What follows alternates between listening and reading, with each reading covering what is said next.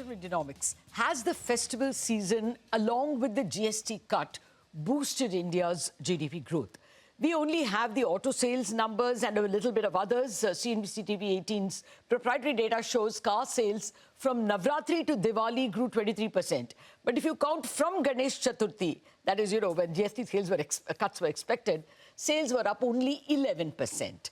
Likewise, two-wheeler sales from Navratri to Diwali is impressive at 22%. But again, if you count from Ganesh Chaturthi to October 31st, the sales are up only 12%. Overall, full-year sales for cars maybe 5%, and for two-wheelers maybe 8 to 9%, according to industry insiders who are extrapolating the festive, demand.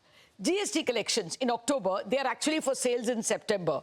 These rose by only 4.6%, while domestic GST collection was up only 2%. But of course, this may be because people, postponed their purchases until September 22nd, when the GST cuts would come into effect. All told, how are economists looking at the economy at the end of the festival season, especially on growth and hence on RBI rate action? That's the question we are asking today. And joining us are an elite panel of economists: Pranjul Bhandari, Chief India Economist at HSBC; Sakshi Gupta, Vice President and Senior Economist at HDFC Bank; and Abhishek Upadhyay, the Senior Economist from ICICI Securities PD. Ladies and Abhishek, thank you very much indeed for your time. Pranjul, you go first, since you're removed from India to some extent by a stretch of water. How does it look that has the festive season made you push up, given upside bias to your growth forecasts? So I think the GST cuts have worked, and I think now we have enough evidence to show that firms have cut prices. We can actually see some of it in the CPI data, and we'll see more in subsequent prints. We've seen, all these auto sales numbers that you spoke about. Even if you include the August period, it still shows a double-digit growth, and I think that is meaningful. We've seen bank credit growth inch up a little bit across industry and services. Interestingly, in the PMI that came out yesterday, we've seen that the increase in domestic new orders is faster than the fall in export orders. So on net, I think we've given a positive boost to the economy. So there's a lot of data, that is showing that things have worked well. Another data print has been the stock of purchases within PMI, which shows that over October, a lot of inputs were bought by corporates, which means that they will continue to produce in November. So some of this manufacturing could continue into November and hopefully into December as well. All of this makes us believe that the September GDP growth number could be between 7.2 and 7.4%, which I think is a good number. For the full year, our forecast was anyway on the higher side. It was 7%. So we don't think we'll be making any changes to our annual growth number. We will stick to 7. Also, because in the fourth quarter, March, a lot of these things could change. My sense is we are good right now, but from the first quarter of 2026, we might start seeing a fiscal drag coming in, because the government will have to cut back on its expenses if it wants to meet the fiscal deficit target. And it has said in many forums that it wants to meet the fiscal deficit target. So between the first 3 quarters and the fourth quarter of FY26, we could see growth fall.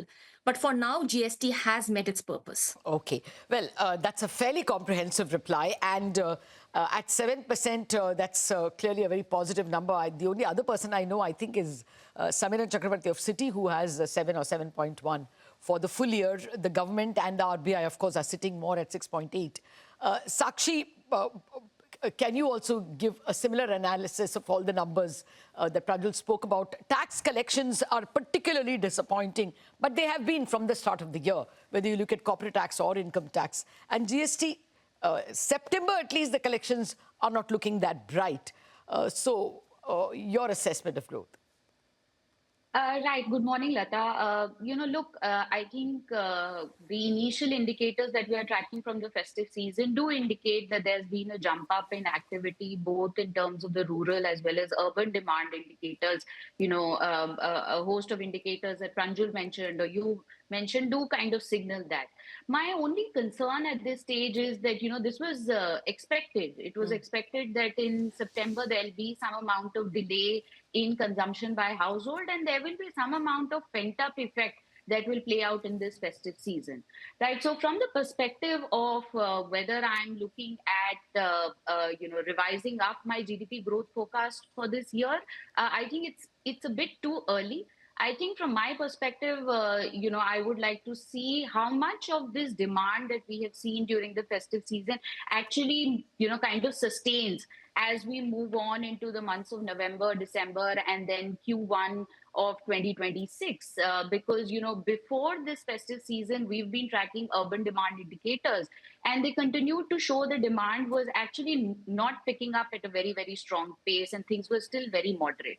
Secondly, I think we are still yet to see the impact of tariffs, and that's really the big uncertainty or question at this stage. As we move into, the fag end of the third quarter and going into Q4, a lot of the front loading or the festive season demand from the US is going to start fading off, right? So I think we are yet to see that headwind play out in the economy. So net, currently we are at a GDP growth forecast of 6.8%.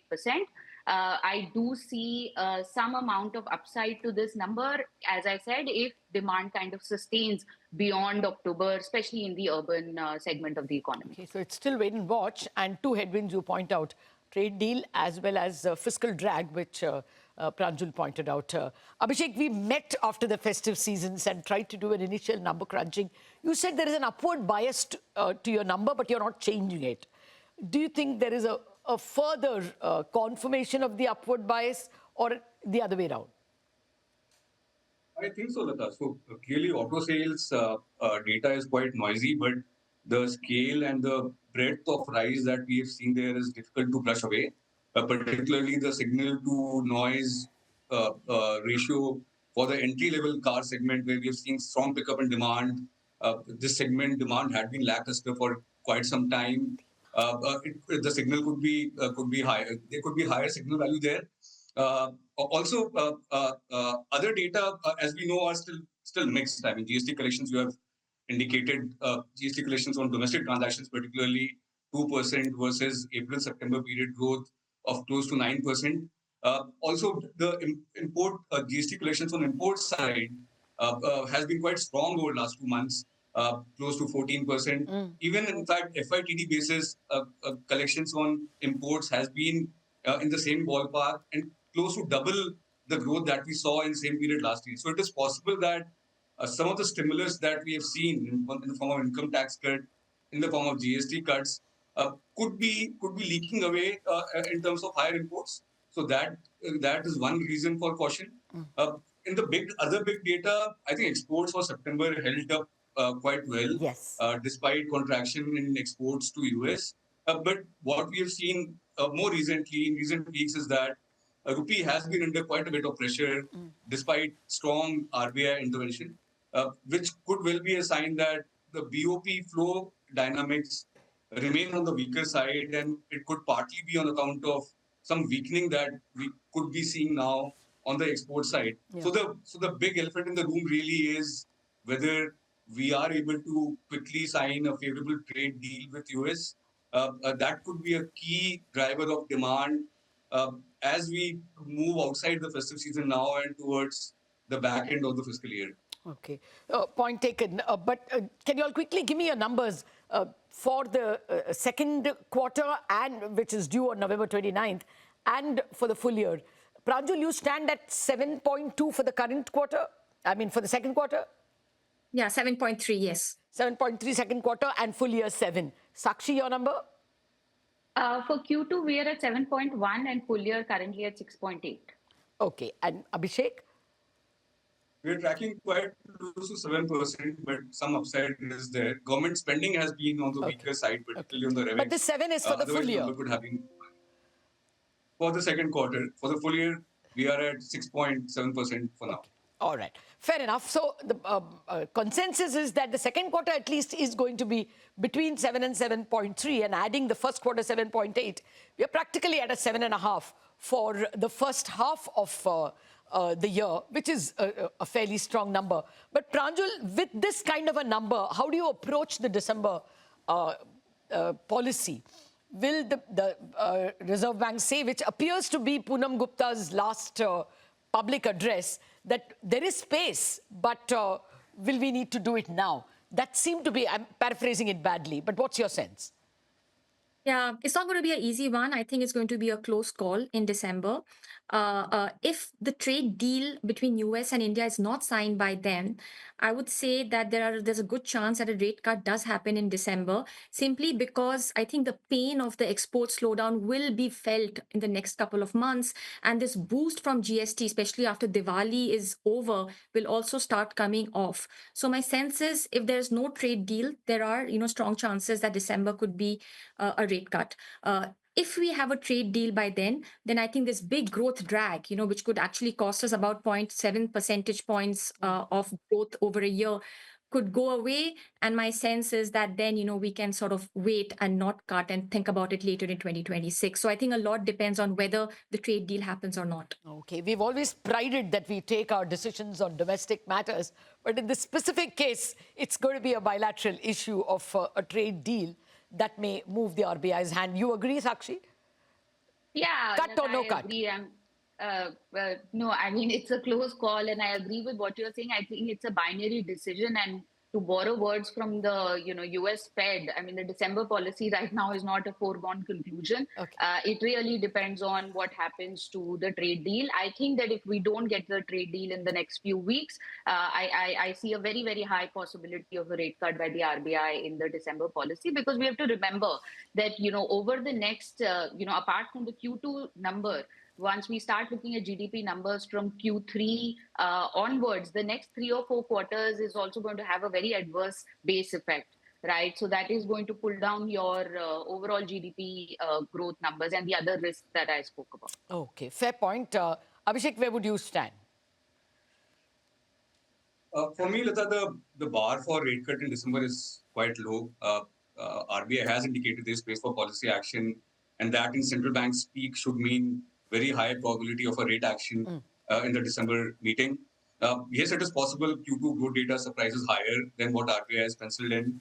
Also, there could be a scenario where it could sign a trade deal with US based on the rhetoric that we've been getting from various officials in the run-up to the MPC meeting. That said, there are still, on the inflation side, as we know, we are still tracking quite a bit lower than the inflation forecast for the current quarter, which RBI has put out at 1.8%. So inflation story continues to be positive, although led by food and some one-off factors. But overall, the sense is that underlying inflation is tracking close to 4%.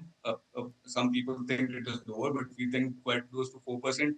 On that basis, and with still some uncertainty about the growth outlook, there is definite scope for one more round of rate cut before RBI considers a long pause. Okay. So, well, the verdict seems to be a 7% plus growth for the quarter that just ended. For the full year also, we are very close to 7%. But on a rate cut, one person finding it more likely, the other two want to hold on to see how events pan out. Ladies and Abhishek, we have to take a quick break, but I want to prod you all for whether there is a likelihood of an OMO RBI purchase anytime in the second half, as well the huge drama on the currency. Those questions after the break.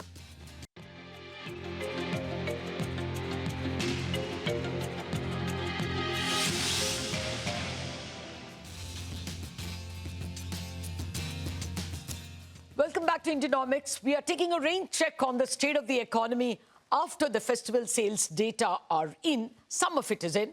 I've been speaking with Pranjul Bhandari of HSBC, Sakshi Gupta of HDFC Bank, and Abhishek Upadhyay of ICICI Primary Dealer. Ladies and Abhishek, thank you very much for your patience. Before we wrap up about the economy, we have to look at the currency. Pranjul, what is the sense you're getting? The Reserve Bank is put in all its might to ensure that the dollar doesn't get more expensive than 88.80. The intervention is strong, but does it look like the rupee has some more weakness to tread? Yeah. Look, I think a lot of the depreciation and correction on a trade-weighted basis has already happened. But right now, it's a very binary decision from here. It's all about whether a trade deal will happen or not. And on the back of that, the range can be extremely wide. My sense is that if we have a trade deal in which the tariff is cut from, say, 50% to 20%, there could be a sharp appreciation of the rupee because so much of correction has already happened. And, we could be looking at like 86.5 or something. But on the other hand, if there is no trade deal and it's December and we're looking at January and there is no clarity, then dollar rupee could go much higher, like much closer to 90. So at this point of time, the band is very high and it's an extremely binary decision. I would say that on the trade deficit front, my sense is that things are looking good right now in the sense that exports have still held on. But come 2026, we could start seeing some softening of the exports because a lot of the exports are on all these exempted sectors and stocks globally are being piled up. So there might not be that much of exports demand globally for electronics and gems and jewelry and all of that next year. So my sense is that there could be pain if the trade deal has not been signed by then. Okay. What's your current account deficit for the current year itself? Is it still under 1%? No, it's between 1.2% of GDP. Okay, thanks for that. Sakshi, what is your assessment of the rupee range? Well, Latha, I have a slightly different view on the rupee. I think that whether we get a trade deal or not, my 6-month, 12-month forecast on the rupee is that rupee is going to continue to depreciate.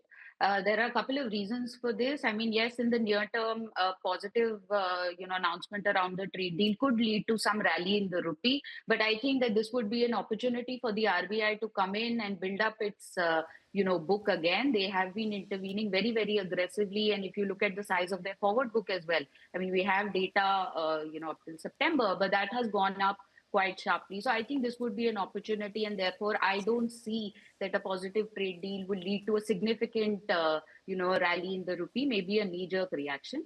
From a more longer term perspective, look, I come back to the fundamental on your export performance and your current account deficit. Plus, you add to that the fact that there's fair bit of concern now around oil prices, right? I mean, although they continue to remain below $70 per barrel, but at the end of the day, the sanctions on Russia also means that the discount or the benefit that we were getting from buying a lot of the Russian oil also starts kind of petering off, right? And third, I think that the market has been concerned about US growth. They've been talking about US central bank cutting rates, but there's a big question mark around that as well now. So I'm not so certain. So your range would be? So we are looking at about 88 to 89.50 for the rupee over the next 6 months. And then I think in FY27, I do see the possibility of the rupee be between 89.90. Okay, fair enough. I agree there are pressures, especially with the global economy, likely to slow down and beset by Chinese excess, in fact, Asian excess stocks. But Abhishek, let me move away from the rupee because I wanted to ask you if there is any scope for an OMO purchased by RBI, even if they say duck the rate cut. Does this huge intervention by the Reserve Bank mean that liquidity is dwindling and there are hopes of an OMO? Well, that's so interestingly, despite the CRR cut tranches which have been coming into effect, what we have seen over last roughly 1 month is that core liquidity surplus, which was close to 5 lakh crores, 5 trillion, has come down to around 3.5 lakh crores. So that is the result mainly of a very strong RBI FX market intervention, which has sucked out liquidity from the banking system. Also, seasonally around the festive season, we tend to see currency leakage being on the higher side. So there has been some drag from there. The liquidity situation is still, I would say, comfortable. But if this pace of FX intervention continues, if there is no trade deal, we could see liquidity surplus continue to dwindle over next few weeks. If there is no FX outflow, core liquidity surplus could end the fiscal year at around the same levels as last year. But a more likely scenario based on current basically situation is that RBI will need to step in with some liquidity injection, whether through the FX swap route or OMOs, and could be sooner rather than later if pressure on rupee continues and RBI intervenes strongly. Okay, fair point. We don't have time for more, but that quite succinctly sums up, we thought that our twin deficits problem is behind us, but current account deficit is moving above, the 1% mark. And more importantly, the BOP deficit is pinching rather hard, plus the fiscal deficit, which performed very well, may be constrained by much lower tax inflows this year. So chances of the Reserve Bank having to help out the central government with some bond purchases and keeping yields lower is not entirely out of the realm of possibility. Thank you very much, Pranjul Bhandari, who has left us, and Sakshi and Abhishek for a comprehensive view of the economy. I think the positive takeaway is that there is an upside bias to GDP growth, and a 7% handle looks very, very likely for the quarter gone by and for the full year. We wrap up on this edition of Indianomics. Thanks for watching.